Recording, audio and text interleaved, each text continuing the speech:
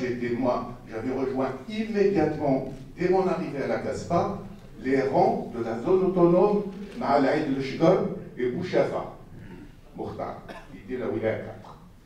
Donc, ce recrutement des prisonniers, nous étions en quelque sorte préparés. L'OS, on la sentait même en prison. On était menacés pendant le parcours, dans les faux barrages.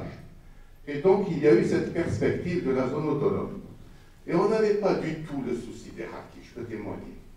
On n'avait pas du tout le souci de faire telle ou telle chose de l'organisation. On avait un seul souci, c'était de protéger la population algérienne, dont le commandant Azdine tout à l'heure a décrit les massacres tous les jours. Tous les jours, il y avait des processions funéraires à Alger à l'époque, aussi bien avec des mortiers que des mitrailleuses. Qu'est-ce que faisait l'armée française? Il tirait au-dessus de la Casbah des balles traçantes à partir de la place du gouvernement, à 10 mètres des maisons de la Casbah, pour dire que nous sommes là, respecter l'ordre. Bon. Mais la chose principale à laquelle on s'est attelé en tant que centaines de prisonniers, c'était de défendre la vie des populations. Alors il a décrit comment il y avait le jour des femmes de ménage, le jour des apprentis pharmaciens.